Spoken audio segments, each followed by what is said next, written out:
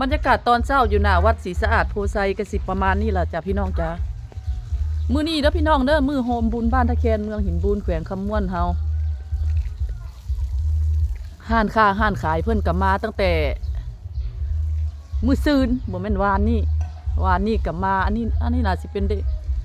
เด้งดึงเบาะเด้งดึงก็มีปลาโป่งก็มีพี่น้องเอ้ยอยู่หน้าวัดศรีสะอาดโพไซเฮาบ้านท่าแคนเมืองหินบูนแขวงคำม่วนเฮียพรณภาก็หดถอกหดทางแล้วพี่น้อง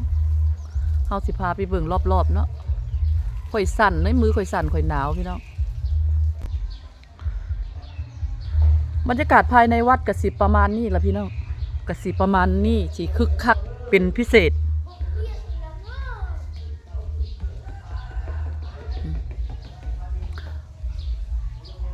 มองนี่กับวงดนตรีนะพี่น้องเนาะวงดนตรีเพิ่นมาตั้งแต่วานนี้วงดนตรี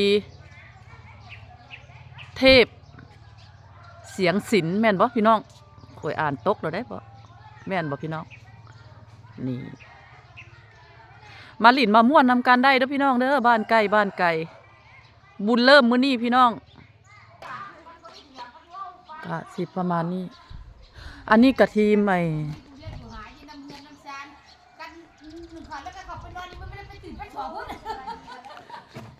ทีมยิงลาวเขาเฮ็ดเวียกเฮ็ดแนวอยู่แนวกินทางกลุ่มยิงลาวเขาก็สิมีต้มมักโกโรนีเนาะแล้วก็ทอดปลาตำบักหุ่งเป็นบ่เท่าโดยมีเท่านี้เนาะอุ้ยต้นซาดเด้เอาอันหลีข่อยก็ยุ่งแฮงอันหลีข่อยก็โอ้ยทั้งจะอีต้นชาติเจ้าของเนี่ยจักจะอีต้นชาติเบิ่งมือกระสั่นหนาวต้นชาติสาวหนุ่มเฮาไผก็ยากเวียกยากการเฮือนไผเฮือนมันพี่น้องอันนี้กลุ่มยิงลาวเฮาพี่น้องเลยมาช่วยกันนี่หัวหน้ายิงลาวเฮาก็ได้มือข่อยสั่นข่อยหนาวพี่น้องเลยตอนเช้าก็สิประมาณนี้แหละพี่น้องข่อยก็ยุ่งโอ้เคียงกับเจ้าในทันสมัยขนาดเลยควบ2ควบ3คุ้มข่อยก็คือมีแต่น้องจูมณีผู้เดียวเลยพี่น้องเอ้ยโอนอีโตนเด้สาธุขอให้เป็นผลกินผลทานสุเจ้าขอให้สุเจ้าหั่งสุเจ้ามีขอให้สุเจ้าล่ำเจ้ารวยขอให้สุเจ้าอยู่ดีมีแฮงขอให้สุเจ้ามีแต่ความสุขความเจริญร่ำรวยเงินทองงานบุญบ้านทายแกนเฮา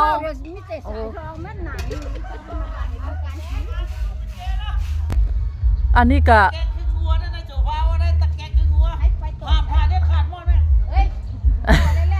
แสดงว่าเมื่อคืนนี่บ่ได้นอนเฮือนแม่นบ่โอ้ยงัวเลยแล้วก็กัดเป็นน้ำเอามาเสียบน้ำขึ้นมาเฮือนในการเฮ็ดเวียกของเขาปะตอผัวบ่นอนเฮือนพี่น้องจ๋าเขาก็ไปหลินเงินเชียวเลือดแล้วก็เชียวเหี่ยวเชียวเลือดเขา3คนจักเขาไปแล้วก็บ่จักกันโสดแจ้งบ่เขาอยู่น้ำกลุ่มนี่ฮู้ละบุญหลายสายยาวขนาดขอให้ซุมเจ้ามีแต่ความสุขกายสบายใจร่ำรวยเงินทองเด้อคิดสิ่งใดขอให้สมคำมุ่งมา่ปรารถนาข่อยบ่ได้เฮ็ดนำข่อยก็เอาใจซ้อยข่อยก็ย่วงขนาดน้าสาวอย่าลืมเบิ่งข่อยหน่อยเด้อโคตรโพบอกโมบอกแตงช่วยเขาบ้างเขาบ้านรับปากละแม่นเขารับปากขายดีเจียวไว้รุ่นน่ะอยากคักอะไรประมาณนี้แหละพี่น้องเลยเอาซ้อยๆกันข่อยก็สิไปเตรียมเครื่องเตรียมของสิ่งของข่อยมาคือกัน